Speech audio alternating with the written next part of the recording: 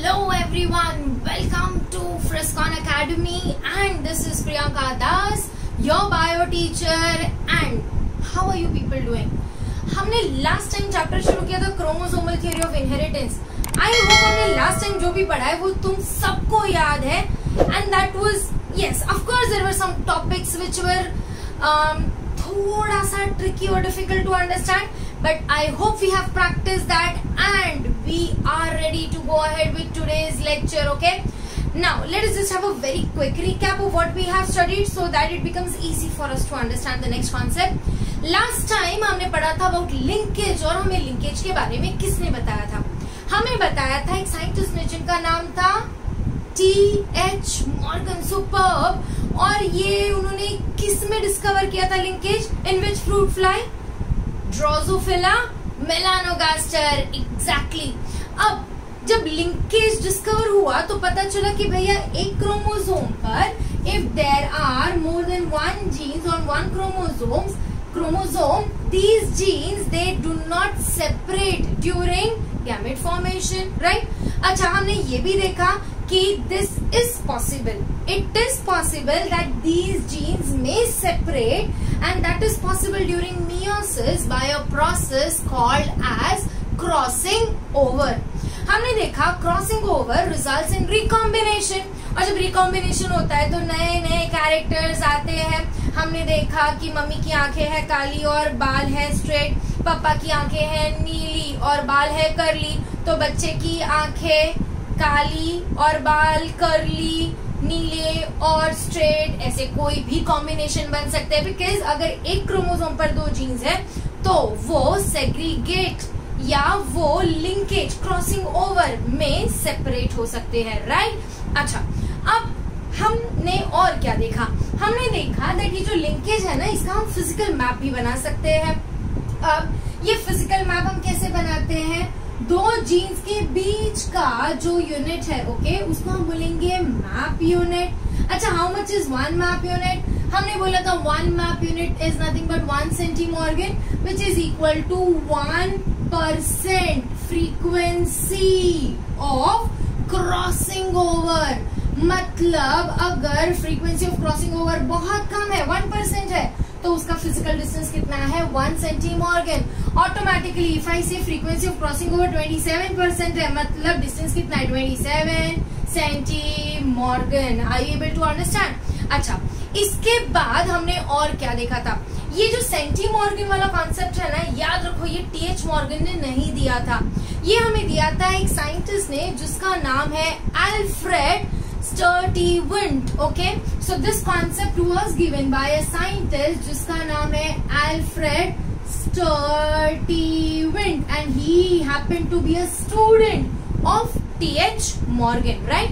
अच्छा, हमने इसके बाद ये भी देखा था that linkage can be complete and incomplete and linkage can be autosomal as well as sex chromosomal.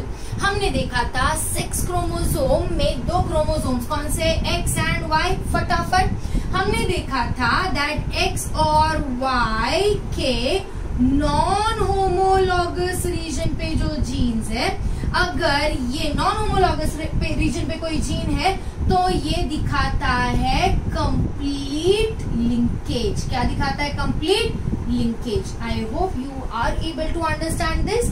Complete linkage में हमने देखा एक्स क्रोमोसोम पर है तो उसको हम बोलते हैं सेक्स लिंक्ड, और अगर वाई क्रोमोसोम पर है तो उसको हम बोलते हैं होलैंड्रिक, राइट? हमने देखा था दैट सेक्स लिंक्ड इनहेरिटेंस दिखाता है cross inheritance. And I believe हमने हीमोफीलिया और कलर ब्लाइंडनेस के क्रॉसेस सॉल्व करके ये वेरीफाई भी कर दिया. अब तुम बोलोगे मैम कब से बोले जा रहे हो? But then remember these are very important concepts. Those who have missed this, go to the previous lectures and just have a quick revision and that will help you to keep this thing completely in your mind forever, okay? Now, अच्छा, आज हम क्या पढ़ने वाले भाई? हमने ये तो देख लिया लास्ट लेक्चर की कहानी. चलो आज देखते हैं आज हम क्या पढ़ेंगे. आज हम पढ़ेंगे about genetic disorders. You must have heard about diseases और disorders which are passed from one generation to another through inheritance, right? So so हम पढ़ेंगे जेनेटिक डिसऑर्डर्स के बारे में। अच्छा, ये जो जेनेटिक डिसऑर्डर्स है ये कैसे अराइज होते हैं? There are types of genetic disorders, but Mendelian genetic disorder की अगर हम बात करें या disorders which show Mendelian inheritance क्या है, 2 मिनट रुको बताती हूँ कि डिसऑर्डर्स कैसे आते हैं। सी अंडरस्टैंड, हमारे पास कोई एक पर्टिकुलर जीन है which is a normal gene, okay, जैसे कि सपोज इंसुलिन बनाने का gene which is a normal gene, okay. अब ये वाले क्रोमोसोम पर ये तुम्हारा नॉर्मल जीन है, ओके। अब ये नॉर्मल जीन में फॉर सम रीजन हो गए चेंजेस। अब these changes may be due to variation which are very slow processes, or it may be due to a sudden change in the DNA, and that is called as mutation. Understand, the gene may change due to variation or a sudden change which is mutation. In both the cases कई बार gene का sequence इस तरह से change हो जाता है कि एक ऑल्टरनेटिव फॉर्म बन जाता है। वो ऑल्टरनेटिव फॉर्म को हमने देखा अब तक कि हम क्या कहते हैं उसको, हम उसे कहते हैं अलील। अब कई बार जब ये अलील बनता है तो बेसिकली हमारा डीएनए करता क्या है, हमारा gene codes for a protein. अब अगर जीन नॉर्मल होगा तो नॉर्मल प्रोटीन बनेगा और नॉर्मल फंक्शंस होंगे, बट अगर फॉर सम रीजन वो जीन डैमेज हो गया, म्यूटेट हो गया, तो कहना इसे जो नॉर्मल जीन है वो डिफेक्टिव हो जाएगा। अब अगर जीन डिफेक्टिव हो गया तो या तो प्रोटीन कम बनेगा, या तो ज्यादा बनेगा, या तो नहीं बनेगा, या अगर बना तो फॉल्टी बनेगा। In all these cases do you realise वो जो प्रोटीन का फंक्शन है वो नहीं हो पाएगा। अगर वो फंक्शन ठीक से नहीं होगा तो it will result in some disorders in your body, and that is how genetic disorders arrive due to mutation. Are you able to understand what exactly happens? हमने देखा that genes are responsible for coding a protein. Proteins, they have different functions in our body, right? For example, hormones are proteins, enzymes are proteins, keratin is a protein. अब normal gene, normal copy, मतलब protein बनेगा, function होगा, but अगर उसमें sudden change आ गया तो gene mutate हो जाएगा। म्यूटेट होगा तो जस्ट हम कह देते हैं कि it is a defective gene. अच्छा, इन दैट केस या तो प्रोटीन ज्यादा बनेगा, या तो कम बनेगा, या तो नहीं बनेगा, या तो फॉल्टी बनेगा। In all the cases the function of that particular gene will be affected and the body will also be affected, okay. So these are disorders, okay. Now there are variety of disorders. हम जितने भी genetic disorders है ना, ये genetic disorders को 2 major category में divide कर सकते हैं। तो अब हम जो पढ़ रहे हैं ध्यान से सुनो, ये है नई चीज जो हम आज पढ़ने वाले हैं, okay. We are going to talk about genetic disorders, okay. Pen pencil होगा तो भाई कॉपी करना भी शुरू कर देना थोड़ी देर बाद, ओके। नाउ ये जो जेनेटिक डिसऑर्डर्स है ना, ये 2 टाइप के हैं जो हम पढ़ने वाले हैं। The first one is called as Mendelian disorder, okay. और जो दूसरा डिसऑर्डर टाइप हम पढ़ेंगे थोड़ी देर में, उसको हम बोलेंगे chromosomal disorders, okay. So Mendelian disorders and chromosomal disorder. Chromosomal disorder को थोड़ी देर के लिए साइड में हटा देते हैं, okay. चलो पढ़ते हैं Mendelian disorder. Mendelian disorder क्यों? क्योंकि these are changes in one gene. मतलब हमारा कोई भी एक जीन अफेक्ट हो गया है। अगर एक जीन अफेक्ट हुआ है तो कोई एक पर्टिकुलर फंक्शन अफेक्ट हो रहा है। Are you able to understand? So Mendelian disorder में one gene is affected, okay, and this shows Mendelian inheritance. मतलब अगर नॉर्मल जीन है तो नॉर्मल जीन डोमिनेंट है तो वो कैरेक्टर दिखेगा। रेसेसिव के 2 रेसेसिव आ गए तो ये रेसेसिव जीन की वजह से डिसऑर्डर दिखेगा, ओके। क्या है वो थोड़ी देर में समझ में आएगा। सो Mendelian disorder में बस याद रखो one gene is affected. Chromosomal disorder में ना पूरा क्रोमोसोम इज अफेक्टेड, ओके। अब ये जो मेंडेलियन डिसऑर्डर है ना, ये जो जीन डिफेक्ट हुआ है ये 2 तरह से हो सकता है। या तो ये मेंडेलियन डिसऑर्डर हो रहा है हमारे ऑटोजोम पे। अभी ऑटोजोम मतलब कौन सा क्रोमोसोम? वो क्रोमोसोम जो हमारी बॉडी के कैरेक्टर्स बताता है, राइट। जैसे कि हमने देखा 46 क्रोमोसोम्स में से 44 आर ऑटोजोम्स, ओके। उनमें से किसी पर भी रहा तो ये ऑटोसोमल मेंडेलियन डिसऑर्डर बन जाएगा। बट अगर यही डिसऑर्डर सेक्स क्रोमोसोम पर रहा तो ये सेक्स क्रोमोसोमल मेंडेलियन डिसऑर्डर बन जाएगा। याद रखो, अगेन बोल रही हूँ, सिर्फ कोई तो एक जीन अफेक्टेड है। ओके, अब समझ में आ रहा है? Should we go ahead? Okay ना, अब ये जो ऑटोसोमल है, ओके, ऑटोसोमल डिसऑर्डर, ये ऑटोसोमल डिसऑर्डर किसी में भी देखने को मिल सकता है, क्योंकि भैया ऑटोसोम्स तो 44 ऑटोसोम सब में है, मतलब लड़का हो या लड़की हो सब में सेम है। तो autosomal disorder is something which you can see in all the organisms, like all the mails and females. Sex chromosomal की खासियत ये है कि भैया XX तो फीमेल में है बट XY मेल में है, तो मतलब अगर Y पर कुछ डिसऑर्डर है तो वो फीमेल में नहीं दिखेगा, और फीमेल में कुछ डिसऑर्डर्स है जो मेल में दिखने की प्रोबेबिलिटी कम है। क्या है वो हम देखते हैं। ओके ना, if you are able to understand, let us go ahead with autosomal disorders. Okay, अब ये जो ऑटोसोमल डिसऑर्डर्स है ना, ये ऑटोसोमल डिसऑर्डर अगेन दो कैटेगरी में हम लिख सकते हैं। ओके, अब ये दो कैटेगरी क्या है? हमारे autosomal disorders can be either dominant autosomal disorders और they can be recessive autosomal disorders. Okay, so autosomal disorders can be dominant or recessive. अब इसका मतलब क्या है? Okay, जब कोई ऑटोसोमल डिसऑर्डर डोमिनेंट है, मतलब वो जीन अगर सिंगल कॉपी में भी होगा ना, वो अलील अगर सिंगल कॉपी में भी होगा ना, तो भी अपना असर दिखाएगा। अब तुम्हारी कन्वीनियंस के लिए और मेरे कन्वीनियंस के लिए ना, what I'm doing is I'm writing N for normal gene and D for defective gene. Okay, अब ऑटोसोमल डोमिनेंट में क्या है कि अगर एक भी डिफेक्टिव जीन रहा ना तो भी वो अपना असर दिखाएगा और ये ऑर्गेनिज्म में कुछ तो फंक्शनल प्रॉब्लम्स हो जाएंगे। ओके, अच्छा, दोनों अगर डिफेक्टिव है तो माशाल्लाह डेफिनेटली उसको तो बीमारी होनी है। तो ऑटोसोमल डोमिनेंट में even if one gene is present, one defective copy is present, it will result in the disorder. अच्छा, पर यहीं पे ऑटोसोमल अगर रेसेसिव की बात करो तो रेसेसिव है। रेसेसिव है मतलब सिंगल कॉपी में वो एक्सप्रेस होता नहीं है, it will not be expressed in heterozygous condition, तो it will only be present in homozygous condition.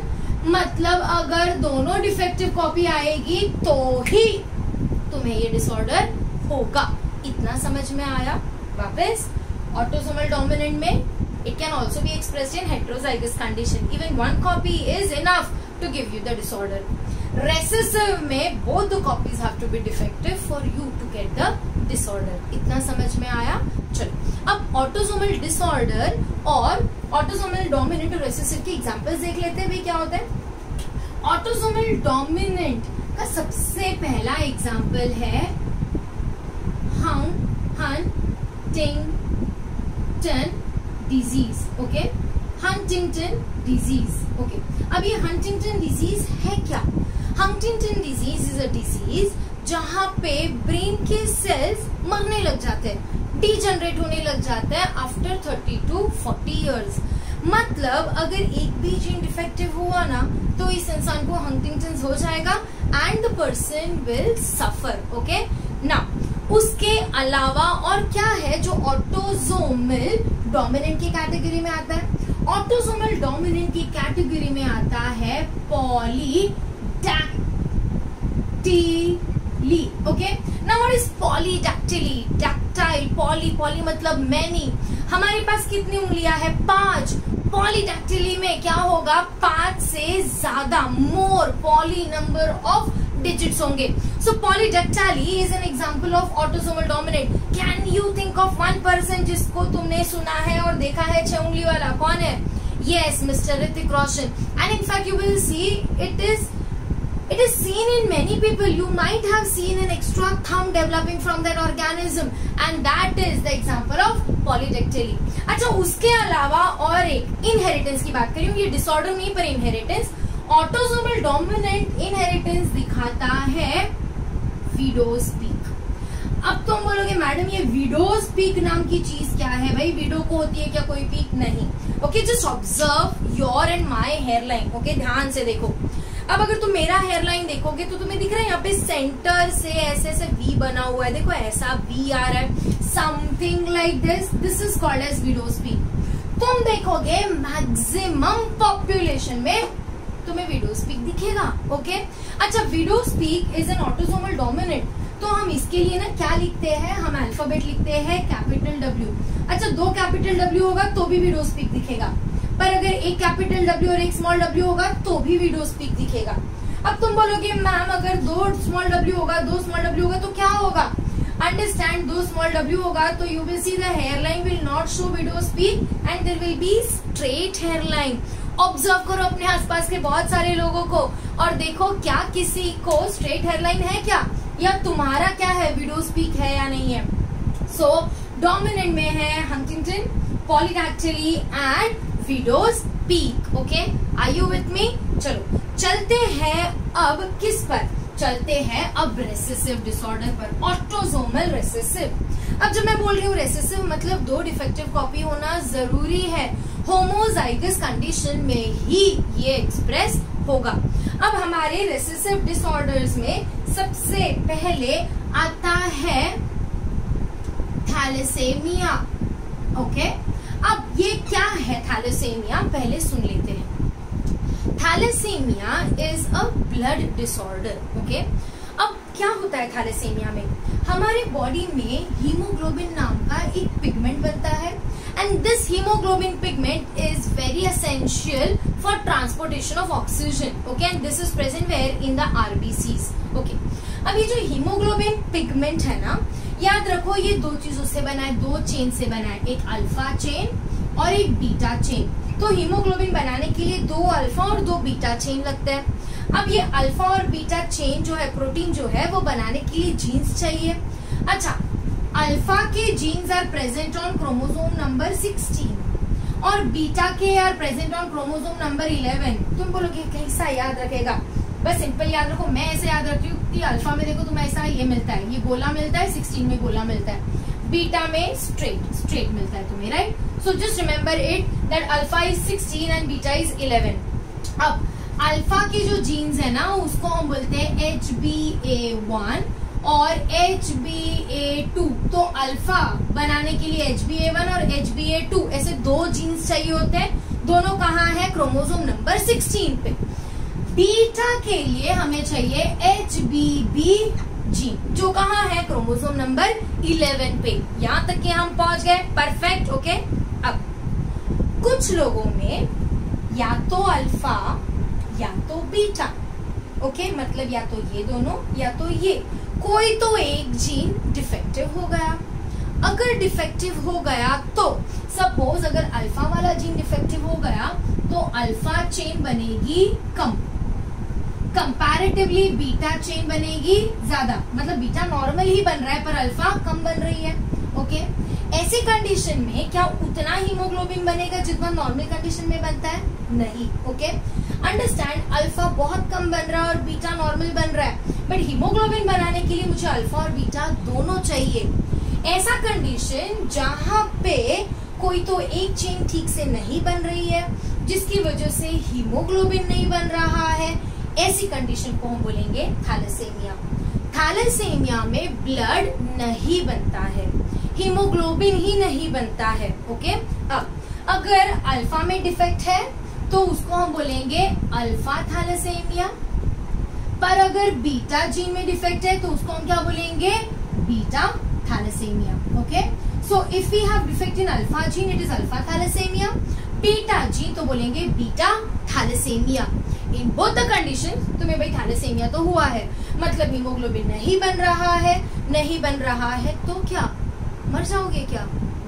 अगर तुम्हें if you know about the mechanism of blood formation, हमारा ब्लड बनता है बोन मैरोज में, राइट, और बोन मैरोज से बनकर ये पूरी बॉडी में फ्लो करता है. एंड डू यू नो हमारी आरबीसीज का लाइफ है 120 डेज. 120 डेज के बाद ये ऑटोमेटिकली स्प्लीन में जाकर डिस्ट्रॉय हो जाती है. मतलब मेरा ब्लड पीरियोडिकली डिस्ट्रॉय भी हो रहा है, पर अगर ब्लड बन ही नहीं रहा है और डिस्ट्रॉय हो रहा है तो don't you think so I will die due to lack of blood. Yes, and that is what happens in thalassemia. Thalassemic patient को continuous blood transfusion चाहिए होता है. They require high volumes of blood transfusion because the body is incapable of making blood. Why? Because there is defect in alpha या beta gene. Are you with me till now? This disorder, you just remember the name. This disorder is an autosomal recessive disorder. Okay? अब चलते हैं next disease जो कि autosomal disorder दिखाती है. अब ये जो नेक्स्ट डिजीज है भाई, इसका नाम है सिकल सेल अनेमिया. कहाँ पढ़ा है? हमने पढ़ा है प्लियोट्रोपी के एग्जाम्पल में. सिकल सेल अनेमिया क्या है? Okay, understand. अगेन ये ब्लड रिलेटेड है. Again the same thing. ये किससे रिलेटेड है? हीमोग्लोबिन. बट यहाँ पे थोड़ी सी चीजें अलग होती है. ओके, सिकल सेल अनेमिया में हमारे पास अगर एक जीन म्यूटेट होता है, ओके, यहाँ पे स्पेसिफिकली हम बात कर रहे हैं बीटा ग्लोबिन चेन. हीमोग्लोबिन में अल्फा एंड बीटा है. यहाँ पे हम किसकी बात कर रहे हैं? Beta globin chain. Beta globin chain जो प्रोटीन है उसके 6th पोजीशन पे, उस पर्टिकुलर चेन के या प्रोटीन के 6th पोजीशन पे there is an amino acid. Proteins are made up of amino acid. This amino acid is called as glutamic acid. अब ये glutamic acid में कुछ तो प्रॉब्लम हो गया है और ये 6th पोजीशन पे glutamic acid gets converted into valine. तुम बोलोगे मैम ऐसे कैसे हो सकता है? याद रखो जेनेटिक कोड. ग्लूटामिक एसिड का जेनेटिक कोड है GAG. अब इसमें एक ऐसा म्यूटेशन आ गया जिसकी वजह से GAG बन गया है GUG, मतलब A gets converted into U. एक सिंपल सिर्फ एक न्यूक्लियोटाइड के डिफरेंस की वजह से या म्यूटेशन की वजह से ये पूरा प्रोटीन ही गड़बड़ हो गया. ये पूरा प्रोटीन इस तरह से खराब हो गया कि now the RBCs are no more biconcave. Are you able to understand? So sickle cell anaemia में बीटा ग्लोबिन के 6th पोजीशन पे जो ग्लूटामिक एसिड है it gets converted into valine, सिर्फ एक सिंगल बेस चेंज की वजह से. ओके, अब इसमें क्या होता है? नॉर्मल कंडीशन में तो आरबीसी बराबर है, बट जैसे ही ऑक्सीजन का टेंशन कम हो जाता है, मतलब ऑक्सीजन का कॉन्सेंट्रेशन बॉडी में कम हो जाता है, इमीडिएटली ये जो हमारे प्यारे प्यारे आरबीसी है ना, सर्कुलर बाइकॉन्केव, ये आई से सिकुड़ने लगते हैं, मतलब दे बिकम सिकल शेप. क्योंकि ये जो बीटा ग्लोबिन है या ये जो हीमोग्लोबिन है वो क्या करने लगता है? वो बनाने लगता है अननेसेसरी लिंकेजेस या अननेसेसरी चेन की फोल्डिंग्स, जिसकी वजह से RBCs which are circular biconcave gets converted into sickle shaped. Okay, अब इफ यू रिमेम्बर इसका इनहेरिटेंस भी हमने देखा था. हमने इसका इनहेरिटेंस देखा था कि हमारा जो नॉर्मल हीमोग्लोबिन है उसके लिए हमने क्या लिखा था? HbA, right? और जो हमारा सिकल सेल है उसमें हमने क्या लिखा था? HbS. हमने ये भी कंडीशन देखी थी कि अगर HbA है तो नॉर्मल है, HbS है तो ये क्या है? Sickle cell trait. सुपर्ब. और अगर ये HbS है तो याद है this is a lethal combination जिसकी वजह से द पर्सन विल डाई. अब याद रखो जब भी मैं ऑटोसोमल की बात कर रही हूँ ना, तो I can not take X and Y as my symbol. I need to take something like this. Now since this is related to haemoglobin, हमने HB लिया. यहाँ पे हीमोग्लोबिन नहीं था तो विडोज पीक के लिए हमने क्या लिया था? Capital W, capital W, capital W, small w etcetera. Are you getting my point? So thalassaemia and sickle cell anaemia दोनों भी ब्लड रिलेटेड डिसऑर्डर है, पर यहाँ पे ब्लड बनता नहीं है. यहाँ पे लो ऑक्सीजन टेंशन में आरबीसीज सिकल शेप्ड हो जाती है. ओके, अच्छा, अब रेसेसिव डिसऑर्डर में और क्या पढ़ेंगे? रेसेसिव डिसऑर्डर में हम और पढ़ेंगे जिसका नाम है सिस्टिक फाइब्रोसिस. ओके, अब ये सिस्टिक फाइब्रोसिस क्या है? Cystic fibrosis is a disorder जहां पे basically it is a disorder of all the passages in our body. हमारा वेंट पाइप, हमारा फूड पाइप में, if you remember, there are mucus linings, there are a lot of glands, right? अब cystic fibrosis में ये जो हमारी linings है ना, म्यूकस लाइनिंग्स, ये डैमेज हो जाती है, जिसकी वजह से इसके जो सिक्रीशंस है, म्यूकस है ना, वो काफी थिक हो जाता है। थिक होने की वजह से ये यहाँ पे प्लग हो जाता है, तो ये हमारा ईजोफेगस या हमारा ट्रकिया ब्लॉक कर देता है, हमारे लंग्स को भी डैमेज करता है। So it results in lot of breathlessness या digestive related problems. So cystic fibrosis is something related to the mucosal lining and it is an autosomal recessive disorder. One more disorder that you need to remember is phenylketonuria. Okay, now what is phenylketonuria? हमारी body में there is an amino acid called as phenylalanine. ये जो phenylalanine नाम का amino acid है, ये periodically हमारी body में कन्वर्ट हो जाता है इन एन अमाइनो एसिड जिसका नाम है tyrosine. I know too much of content, but बच्चे हमें याद रखना पड़ेगा। ओके, अब ये जो फेनिलएलनिन है ये हमारी बॉडी में कन्वर्ट हो जाता है इन टायरोसिन। अब अगर मेरे पास दोनों भी रेसेसिव कॉपीज है, मतलब मेरे पास दोनों भी डिफेक्टिव कॉपीज है, तो क्या होगा? फेनिलएलनिन को टायरोसिन में कन्वर्ट करने के लिए एक एंजाइम की जरूरत पड़ती है जिसका नाम है phenylalanine hydroxylase. Okay, phenylalanine hydroxylase. Repeat, अब ये फेनिलएलनिन हाइड्रोक्सिलेज बनाने के लिए जो जीन चाहिए, सपोज दोनों जीन्स डिफेक्टिव है तो फेनिलएलनिन हाइड्रोक्सिलेज नहीं बनेगा। अगर दोनों जीन डिफेक्टिव है तो फेनिलएलनिन हाइड्रोक्सिलेज नहीं बनेगा, मतलब phenylalanine will not be converted into tyrosine. अच्छा, अब ये प्रोसेस अगर नहीं हो पाएगा तो फेनिलएलनिन जमा होते जाएगा, जमा होगा, साथ साथ में इसके कुछ और डेरिवेटिव्स भी बनते जाएंगे। Okay, and these will keep on accumulating in the blood. Okay, and that will begin to damage your brain. This phenylalanine and derivatives will start accumulating in the blood and the cerebrospinal fluid. Ultimately, it will start affecting your brain. And this excess of phenylalanine will begin to be excreted out of your body through urine. तो ये urine के through भाई बाहर भी आने लग जाएंगे, जिसकी वजह से इसको नाम मिला है phenylketonuria. Are you able to understand? तो हमने क्या देखा? ऑटोसोमल रेसेसिव में thalassaemia, sickle cell anaemia, cystic fibrosis, phenylketonuria. अच्छा, अब जो मैं बोल रही हूँ ना, वो डिसऑर्डर नहीं है, पर वो एक कंडीशन है। ओके, अब तुमने कभी देखा है अपने कानों को? चलो एक काम करो, अपने कानों को खोलकर देखो। कान मतलब पिन्ना को। ओके, कान मत खोलो लिटरली। अब अगर तुम अपने कानों को देखो तो तुम ध्यान से देखोगे तो तुम्हारी कान का जो पिन्ना है ना, ये ऐसा है। This is your lobed pinna. Okay, तो तुम्हारे कान का पिन्ना ऐसा लोब्ड है। अब क्यों? क्योंकि तुम्हारे पास दोनों डोमिनेंट जीन होंगे या फिर एटलीस्ट एक डोमिनेंट जीन होगा जो तुम्हारे पेरेंट्स से आया है। बट कुछ लोगों में ये कान का पिन्ना ऐसा नहीं होता है, ये कान का पिन्ना ऐसा फ्यूज्ड होता है। Right, this is lobed ear pinna and this is fused ear pinna. ये जो फ्यूज्ड ईयर पिन्ना है, that is an autosomal recessive condition. So what is an autosomal recessive condition? Fused ear pinna. Okay, अब ये fused ear pinna किसके पास है? ध्यान से देखो जरा, तुम्हें दिखता है क्या फ्यूज्ड ईयर पिन्ना किसके पास है?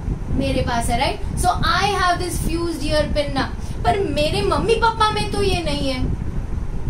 मुझे कैसे मिला होगा? सोचो, मुझे कैसे मिला ये फ्यूज्ड ईयर पिन्ना जबकि मेरे मम्मी पापा में नहीं है? तो क्या मैं मेरे मम्मी पापा की बेटी नहीं हूँ क्या? ऑफ कोर्स हूँ। अगर मैं सोचूं कि lobe is a dominant trait, तो हो सकता है मेरे मम्मी पापा दोनों भी कैसे रहेंगे? Heterozygous. And that is the reason मेरे को मिल गया भैया ये रेसेसिव, और जब रेसेसिव मिल गया तो मेरा ईयर क्या हो गया? फ्यूज्ड हो गया। अब एक चीज सिंपली याद रखो, ये जो रेसेसिव ऑटोसोमल डिसऑर्डर्स है ना, ये रेसेसिव ऑटोसोमल डिसऑर्डर्स बड़े ही गंदे हैं। क्यों गंदे हैं? क्योंकि इसके बहुत सारे कैरियर्स इस दुनिया में घूमते होते हैं, ओके। और ये जो कैरियर्स है ना, ये दिखने में बड़े नॉर्मल होते हैं, बट अगर दो कैरियर्स की शादी हो जाए ना, तो बच्चों में ये रिसेसिव डिसऑर्डर्स देखने को मिलते हैं। And that is the reason you must have heard कि हमें कभी भी अपने एकदम क्लोज रिलेटिव्स में शादी नहीं करना चाहिए। डू यू नो, एक भाई बहन की जनरली शादियां नहीं करवाते हैं, या फिर एक फैमिली ट्री में शादियां नहीं करवाते हैं। क्यों नहीं करवानी चाहिए? क्योंकि अगर मैं और मेरा हस्बैंड सेम फैमिली को बिलोंग करता है, तो चांसेस है कि हमारे पेरेंट जो एब्सोल्युटली नॉर्मल है may be carrier for some disorder. अब हो सकता है I am also a carrier and my husband is also a carrier because it is an autosomal disorder. हो सकता है दैट ये दोनों रिसेसिव जीन्स बच्चे में पास ऑन हो और बच्चे को तकलीफ हो। In fact, you will see that this is quite prevalent in many communities. Okay? तुम देखोगे जहाँ पे बहुत क्लोज नेट फैमिलीज में शादी होती है, वहाँ पे जनरली बच्चों को बहुत सारे डिसऑर्डर्स देखने को मिलते हैं। एंड इसीलिए इफ यू रिमेम्बर, हमारे पूर्वज अक्सर कहते थे कि भैया एक गोत्र में, एक फैमिली ट्री में शादी नहीं करो। Though they were maybe they were not able to justify or explain, but the actual reason is, if you get married in the same family tree, you might be a carrier and there might be a chance that the child may have both the genes, okay, recessive genes, and may show the disorder. So that is the reason. Okay, now just to tell you, ये जो हम बोल रही हूँ ना मैं कि ये फैमिली ट्री एंड ऑल, हम इसको भी पढ़ेंगे और हम ये भी देखेंगे कि किसमें ये क्या डिसऑर्डर हो सकता है, बट ये हम देखेंगे थोड़ी देर बाद, okay. So with this, we will just wind up about the autosomal dominant and recessive disorders. फटाफट ये चार्ट एक बार ध्यान से देख लो, क्योंकि अब थोड़ी देर में हम पढ़ेंगे अबाउट 6 क्रोमोसोमल डिसऑर्डर्स। डोमिनेंट में है Huntington disease, polydactyly, widow's peak. Recessive में है thalassaemia, sickle cell anaemia, cystic fibrosis, phenylketonuria and fused ear pinna. Any doubt till now? Should we go ahead? Okay.